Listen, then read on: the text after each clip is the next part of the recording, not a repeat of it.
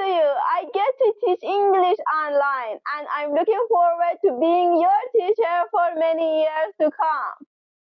These are expressions that I use every day, and you can too. Today you're going to learn 9 expressions in English that I use every day. And I hope that you can add to your daily life vocabulary too.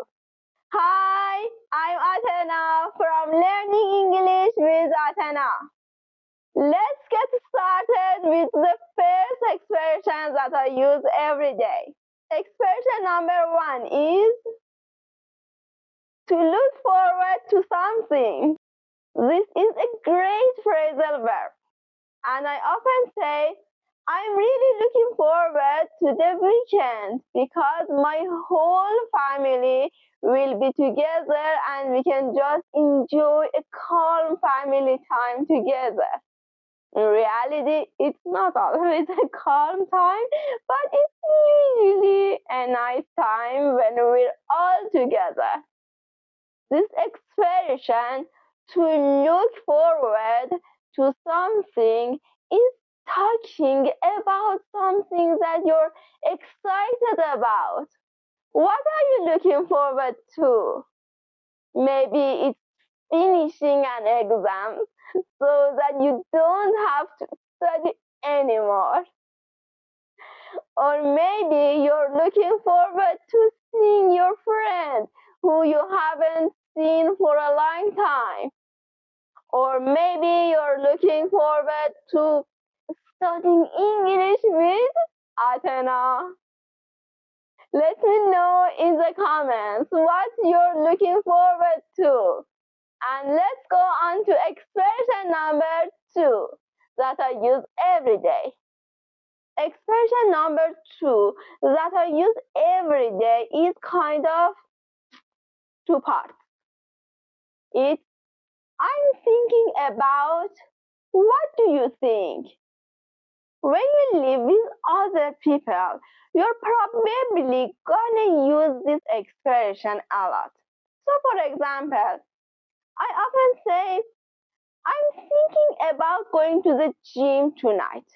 What do you think? When I ask my mom this, I'm not asking for her permission. Can I please go to the gym? I need your permission. No. Instead of asking her while I go to the gym, can you make dinner? Can you wash the dishes? There is a lot going on in our house. So when one adult has to do something away from the house, we need to talk about it. So here I'm using this great expression. I'm thinking about, what do you think? We're trying to make sure that we're on the same page so that our home ideally can be a peaceful place. Expression number 3 is one that I say maybe too many times, and it is, be careful that you don't something. So for example, I often say to my cousins, be careful that you don't drop that. Be careful that you don't. And here I'm warning them. I'm worried about something because I foresee a problem when my cousins are carrying a plate full of food and they're carrying it around the table, down the stairs. I might say, be careful that you don't drop that plate of food, please. Because this has happened before. I want to warn them to be careful. If you are a parent, I'm sure that you have used this before. And if you aren't a parent, you can also warn other people. Be careful that you don't drive too fast because it's snowing outside. There is a lot of warnings that you can give to other people and use this great phrase. Expression number 4 is the one that I use at the beginning of this lesson. And that is thanks to. Thanks to you, I can teach English online. Here I am telling you thank you, but I'm using the expression thanks to. Thanks to my students, I can teach English online. Thanks to modern technology, I can teach English online. Thanks to. Here is something that you are grateful for, so that you can do something you want. But just a little note, this can also be used sarcastically to talk about something bad. Sometimes I use this because it's a little bit funny, it's a little bit silly, and when you're having a hard time, sometimes humor is the best medicine.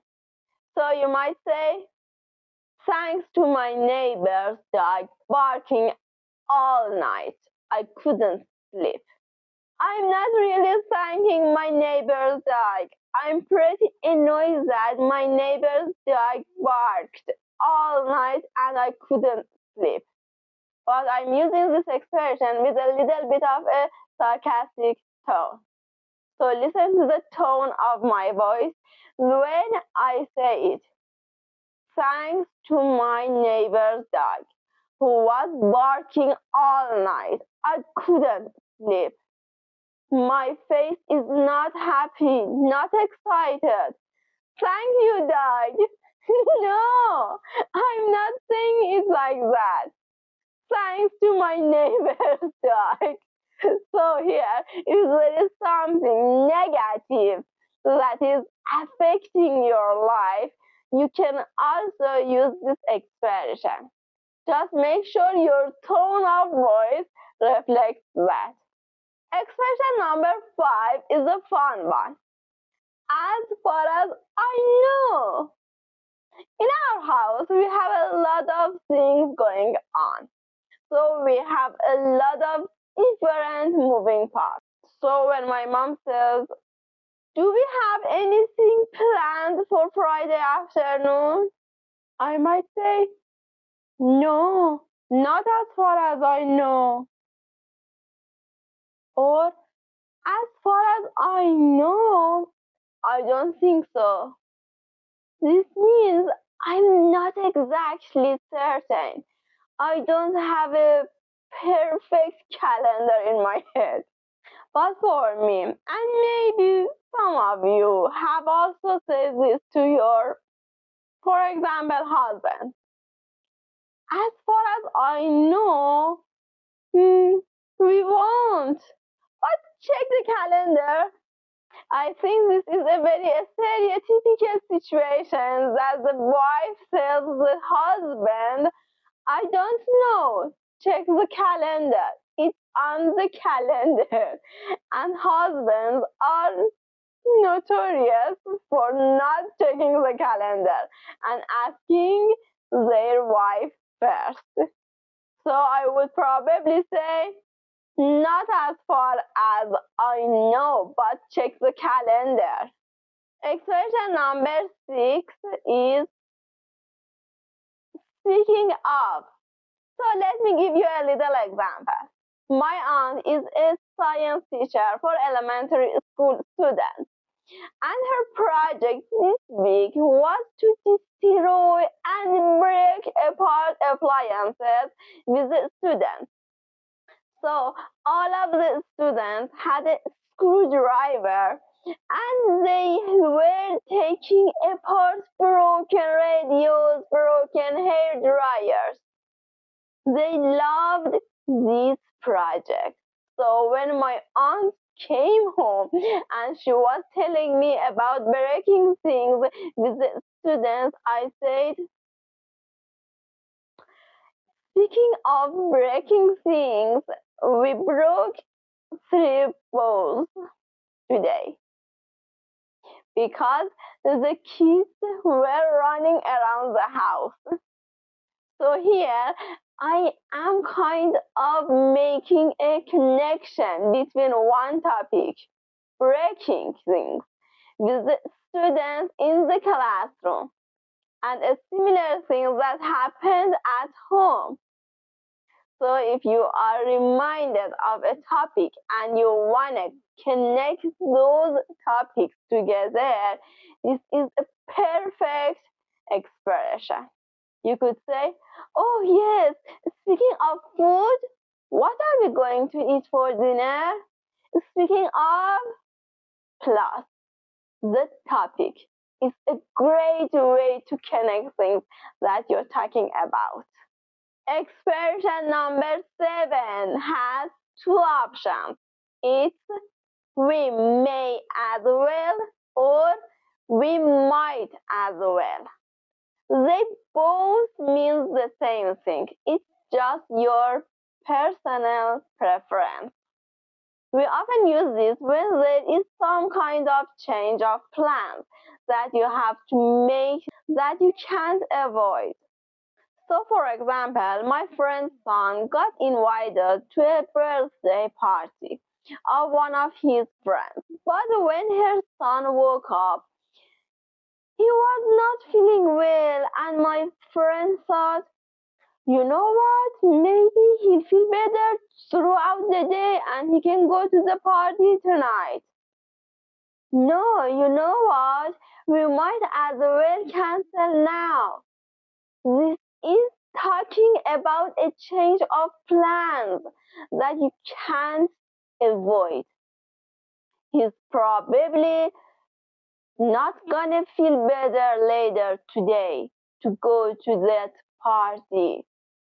So, what's the conclusion?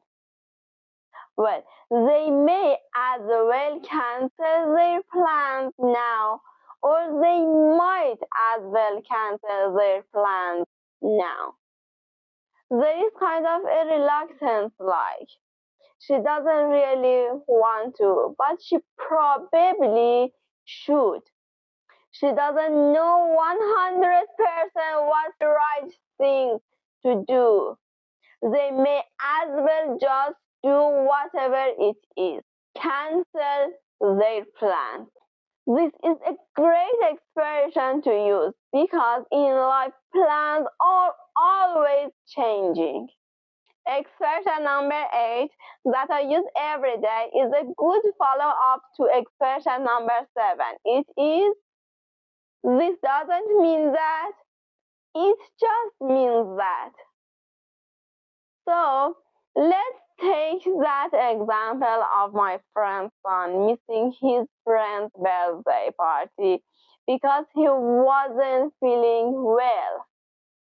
Well, can you imagine when my friend told him, sorry, I don't think we're gonna be able to go to her birthday party? You just aren't feeling well. How do you think her son reflected to that? Do you think he said, great, yo? No. Even though he wasn't feeling well, he was really disappointed. His reaction was not positive, poor guy. He felt really disappointed to miss that birthday party. So my friend used this expression to help him feel better.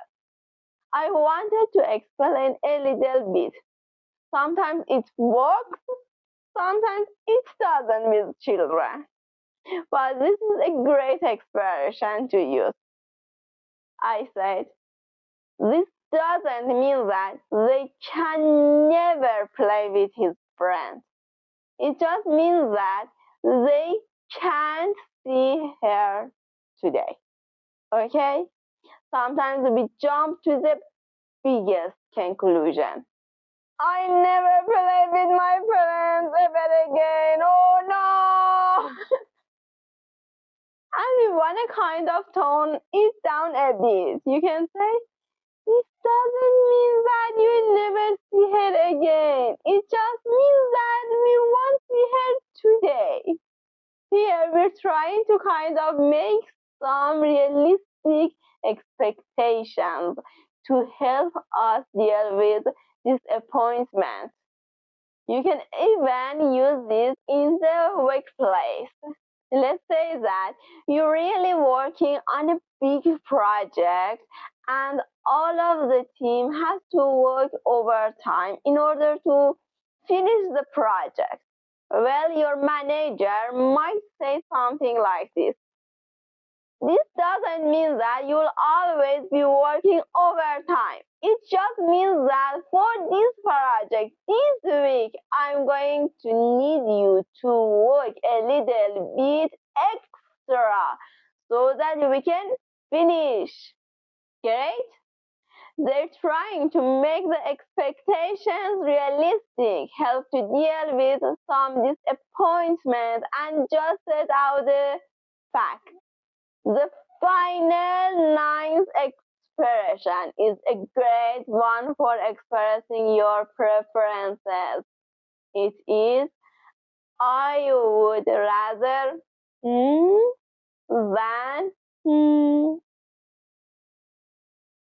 and we often make a contraction out of I would and say I'd. I'd rather than I'd rather learn English with Atena online than drive 30 minutes to learn in a classroom. We're talking about preferences, and this is something that we do all the time. Just a little note. There is a verb to prefer. I prefer learning English online. Well, you know what?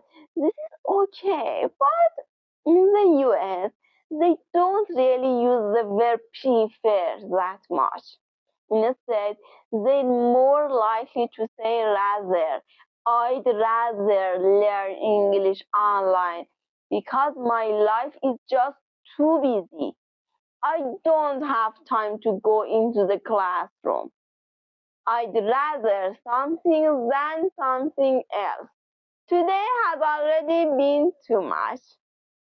This is a great way to just naturally express your preferences. Well, thank you for joining me for all of these 9 expressions that I use every day. I'm curious in the comments, do you use any of these expressions or are any of these new for you? Let me know. Thank you so much for learning English with me, and I'll see you again for a new lesson here on my YouTube channel. Bye.